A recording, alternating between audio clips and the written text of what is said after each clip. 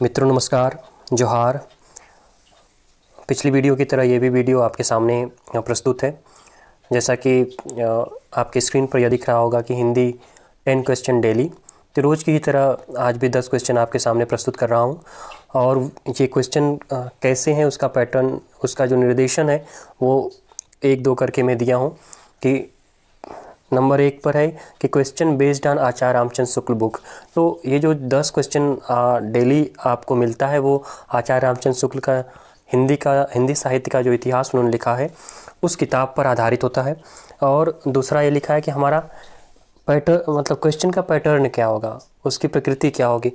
तो क्वेश्चन की जो प्रकृति है वो फैक्चुअल हो सकती है, वो कंसेप्चुअल हो सकती है। मतलब ये जो 10 क्वेश्चन आपको मिलता है वो फैक्चुअल और कंसेप्चुअल दोनों होगा। लेकिन ये फैक्ट और कंसेप्ट कैसे होंगे, वो मल्टीपल चॉइस क्वेश्चन में निहित होंगे। वो सन्निहित किस में होगा, जो मल्टीपल चॉइस क्वेश्चन होता है MCQ, उसमें आधारित होगा।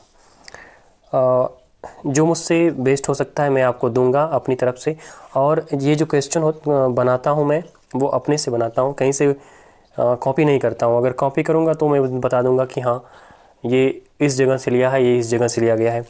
फिलहाल अभी ये खुद का मेरा पढ़ा हुआ है इतिहास, हिंदी साहित्य का इतिहास रामचंद्र शुक्ल का। उससे जो बेस संभावित क्वेश्चन बन सकते हैं, जो प्रश्न बन सकते हैं आपके आगामी परीक्षाओं में, उसी को मैं टारगेट करके यहाँ पे आपके सामने प्रस्तुत करता हूँ। दूसरा है कि ये जो कंसेप्चुअल क्वेश्चन बना रहा हूँ वो नवोदय विद्यालय और केंद्रीय विद्यालय की परीक्षा देने के बाद जिस तरह से, जिस पैटर्न पे वो पूछता है, मेरा पैटर्न वही है। और यूपी TGT को टारगेट, TGT PGT को भी टारगेट करके इसमें मैं आपको क्वेश्चन डेली 10 देता हूँ। तो आशा करता हूँ आप लोगों के ये उपयोगी होगा और अच्छा लगेगा। आइए देखते हैं आज का प्रश्न क्या है। 10 ये पहला क्वेश्चन आपके सामने है कि निर्गुण पंथ का मार्ग व्यवस्थित रूप से किसने चलाया। ऑप्शन है नानक, कबीर, शंकराचार्य, गोरखनाथ। 10 सेकंड का समय है, आप इसे हल करें।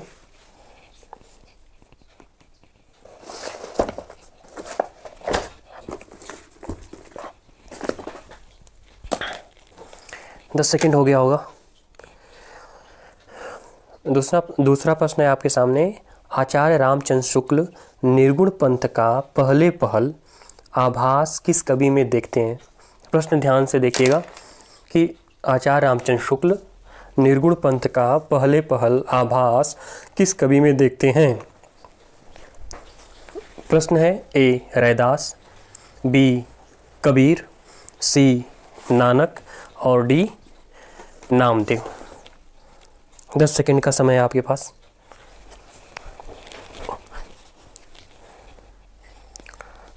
आप प्रश्न करें तो कमेंट बॉक्स में लिखते जाएं कि पहले का ये सही है, दूसरे का ये सही है। जो भी सही हो आप उसे कमेंट बॉक्स में लिखें। 10 सेकंड हो गया होगा ये। ये तीसरा प्रश्न आपकी स्क्रीन पर है। नाथपंथियों की अंतर साधना हृदय पक्ष शून्य थी। नाथपंथियों की अंतर साधना हृदय पक्ष शून्य थी, उसमें प्रेम तत्व का अभाव था। कथन किस आलोचक से संबंधित है। विकल्प A हजारी प्रसाद द्विवेदी, विकल्प B आचार्य रामचंद्र शुक्ल, विकल्प C धर्मवीर भारती और विकल्प D डॉक्टर धर्मवीर। 10 सेकंड का आपका समय है आपके पास।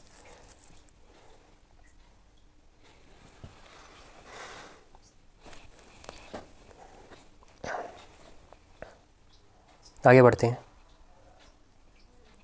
प्रश्न 4 आपके स्क्रीन पर।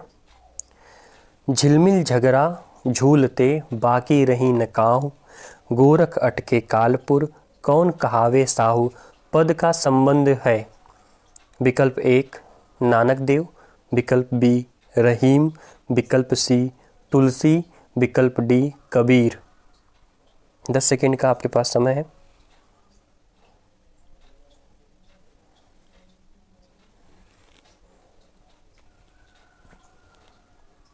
आगे बढ़ते हैं।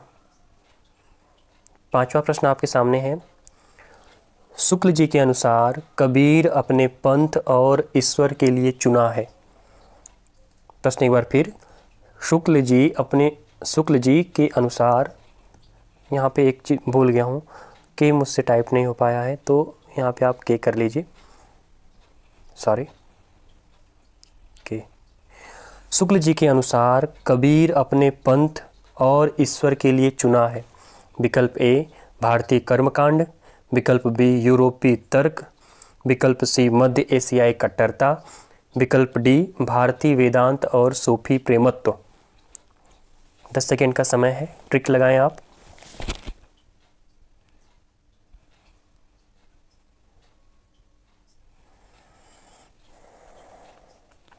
आगे बढ़ते हैं।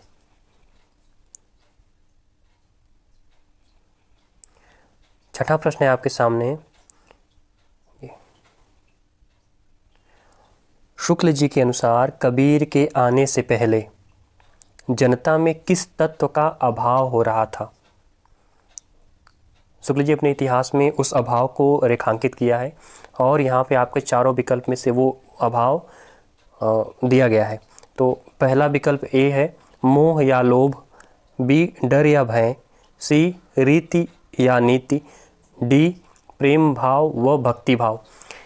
4 विकल्प में से एक विकल्प सही है कि शुक्ल जी के अनुसार कबीर के आने से पहले जनता में किस तत्व का अभाव हो रहा था।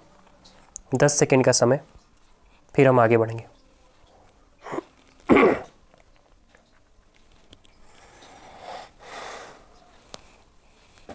आगे बढ़ते हैं।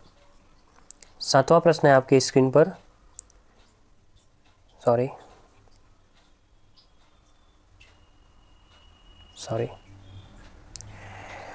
शुक्ल जी के अनुसार कबीर किस श्रेणी के जनता में आत्मगौरव और भक्ति के ऊंचे भाव भरे?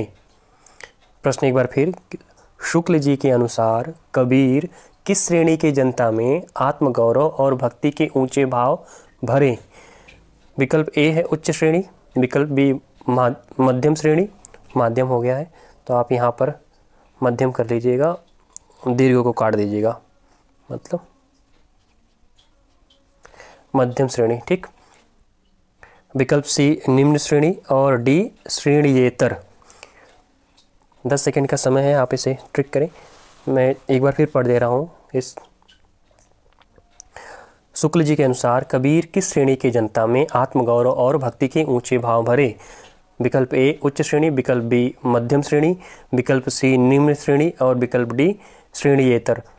बी मध्यम है, माध्यम नहीं। हम आगे बढ़ रहे हैं। प्रश्न नंबर 8 आपके स्क्रीन पर है।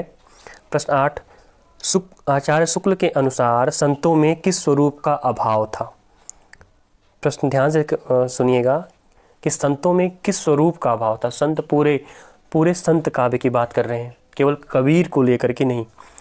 तो आचार्य शुक्ल के अनुसार संतों में किस स्वरूप का अभाव था? अभाव था ज्ञान का अभाव था, ज्ञान के स्वरूप का अभाव था, विकल्प ए, विकल्प बी धर्म के स्वरूप का अभाव था, विकल्प सी भक्ति के स्वरूप का अभाव था, विकल्प डी भाव स्वरूप अभाव था।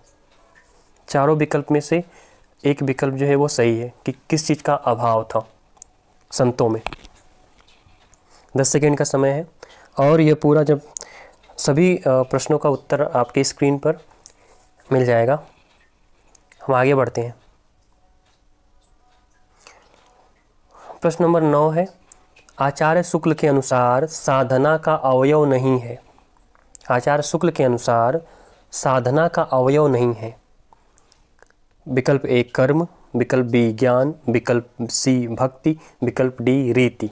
10 सेकेंड का समय है। क्वेश्चन थोड़ा सरल है, आप कर सकते हैं इसे। आगे बढ़ते हैं 10वें प्रश्न पर। ये 10वां प्रश्न है, शुक्ल जी के अनुसार कबीर का ज्ञान पक्ष विकृत है। शुक्ल जी ये मानते हैं कि उनका जो ज्ञान पक्ष है उसमें कहीं न कहीं विकृति है। तो वो विकृति क्या है, उसी को आपको ट्रिक लगाना है इन 4 विकल्प में। तो प्रश्न सही से पढ़ दे रहा हूँ कि शुक्ल जी के अनुसार कबीर का ज्ञान पक्ष विकृत है। यह विकृति किन तत्वों पर आधारित है? विकल्प ए धर्म, विकल्प बी वर्णाश्रम, विकल्प सी रहस्य और गुहा, विकल्प डी पंचमकार। 10 सेकेंड का समय है, आप हल करें। ये बेसिकली जो भी प्रश्न है ये वो लगभग कंसेप्चुअल है, और फैक्ट भी एक तरह से कह सकते हैं। लेकिन जो केबी या नवोदय प्रश्न बनाता है तो इसी टाइप में बनाता है। आप प्रश्न को केंद्रीय विद्यालय नवोदय विद्यालय के विगत वर्षों को उठाइए और उसे सॉल्व करने की कोशिश कीजिए, तो आप देख पाएंगे कि क्वेश्चन इसी टाइप में बनता है। उत्तर प्रदेश में जो प्रश्न बनता है यूपी टीजीटी पीजीटी में, वो सीधा सीधा बनता है। तो ये 10 सेकंड आप हो चुका होगा और मुझे उम्मीद है कि आप लोग अधिकाधिक कर पाए होंगे। और आज के लिए बस इतना ही। कल फिर आपको वीडियो मिलेगी 10 प्रश्न का और यह श्रृंखला अनवरत आगे चलती रहेगी जब तक मैं आचार्य रामचंद्र शुक्ल के इतिहास को ख़त्म न कर दूं। उनसे जितने प्रश्न बन सकते हैं, उनके बनने की संभावनाएं हो सकती हैं, उन प्रश्नों को आपके सम्मुख न कर दूं, तब तक ये अनवरत चलता रहेगा। तो इसी के साथ मैं विराम दे रहा हूं। नमस्कार।